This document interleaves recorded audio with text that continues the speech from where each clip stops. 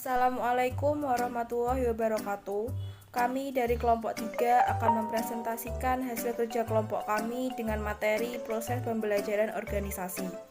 Dengan anggota yang pertama Destiana Linda Kusumaning Tias, NIM 2019-11026, Burhan Aziz S, NIM 2019-11038, Karissa Eka Putri, NIM 2019-11268, Desi Rizky Taskia, NIM 2019-11293, dan Clarissa Novia P, NIM 2019-11529. Yang pertama yaitu pembelajaran organisasi. Adalah suatu konsep di mana organisasi dianggap mampu untuk terus-menerus melakukan proses pembelajaran mandiri atau self-learning sehingga organisasi tersebut memiliki kecepatan berpikir dan bertindak dalam merespon beragam perubahan yang muncul. Definisi pembelajaran organisasi menurut para ahli. Yang pertama menurut Padler, Boydell, dan Bourgogne mendefinisikan bahwa organisasi pembelajaran adalah sebuah organisasi yang memfasilitasi pembelajaran dari seluruh anggotanya dan secara terus-menerus mentransformasikan diri. Yang kedua menurut Lord Berg atau Dell 2003 menyatakan bahwa pembelajaran adalah suatu kegiatan bertujuan yang diarahkan pada pemerolehan dan pengembangan keterampilan dan pengetahuan serta aplikasinya. Yang ketiga menurut Sandra Kerka 1995 yang paling konseptual dari learning organization adalah asumsi bahwa belajar itu penting, berkelanjutan, dan lebih efektif ketika dibagikan dan bahwa setiap pengalaman adalah suatu kesempatan untuk belajar. Assalamualaikum warahmatullahi wabarakatuh. Perkenalkan, nama saya Karissa Eka Putri, NIM 2019-11268. Saya akan mempresentasikan 5 dimensi pembelajaran organisasi. 1.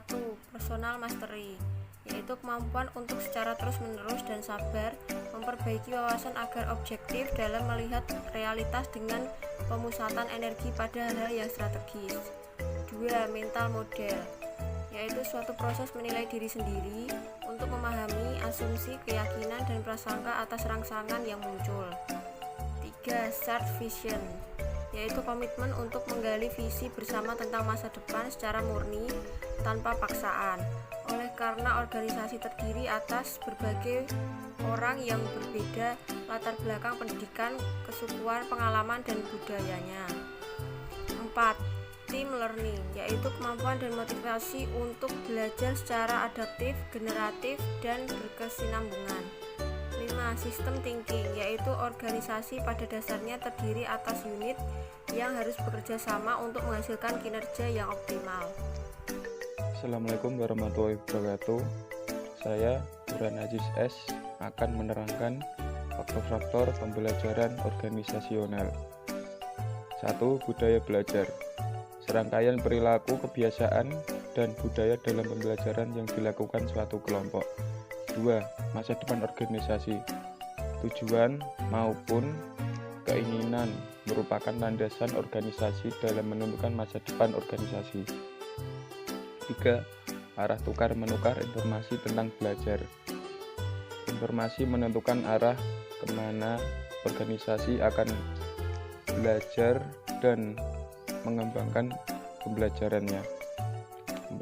Komitmen belajar. Belajar adalah faktor penting sebuah organisasi untuk dapat bertahan dari kompetitor dan telah menjadi komitmen organisasi untuk terus meningkatkan kemampuannya dalam belajar.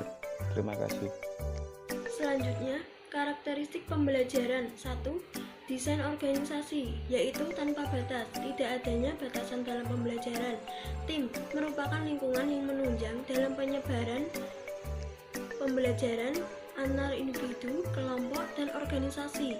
Pemberdayaan dalam pengetahuan dan informasi yang baik membuat individu maupun kelompok. 2. Kegiatan berbagi informasi, yaitu terbuka, tepat waktu, dan akurat. 3. Kepemimpinan, yaitu visi bersama, kerjasama. 4. Budaya organisasi, yaitu hubungan timbal balik yang kuat, rasa kebersamaan, kepedulian kepada orang lain, dan kepercayaan kepada orang lain. Tujuan pembelajaran organisasi. 1. Menghasilkan anggota organisasi yang berkualitas dengan membudayakan proses pembelajaran di dalam organisasi dan menjadikan organisasi sebagai tempat pembelajaran. 2. Meningkatkan kreativitas, kemampuan entrepreneurship, dan otonomi organisasi. 3. Mengantisipasi dan mengadaptasi lingkungan yang cepat berubah dan sulit diramaikan. 4. Mempercepat pengembangan produk, proses, dan pelayanan baru. 5. Meningkatkan kecakapan dan memenangkan persaingan dengan organisasi lain. 6. Menyebarluaskan pengetahuan ke seluruh anggota organisasi. 7. Belajar dari kesalahan secara lebih efektif. 8. Menjadikan organisasi lebih tangguh di setiap level organisasi. 9. Menghemat waktu dan menerapkan perubahan strategi baru. 10. Merangsang peningkatan kinerja organisasi secara terus-menerus. Kekuatan dan kelemahan pembelajaran organisasi. Kekuatan. 1. Fokus terhadap pembelajaran terus-menerus untuk meningkatkan kinerja organisasi. 2. Organisasi bahkan cenderung lupa meningkatkan diri karena sibuk proses pembelajaran. Kelemahan. 1. Organisasi gagal mengenali apa yang perlu dirubah. 2.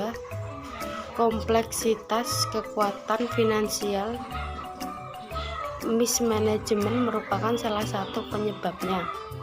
Sekian presentasi dari kelompok kami. Jika ada salah, mohon dimaafkan. Terima kasih. Wassalamualaikum warahmatullahi wabarakatuh.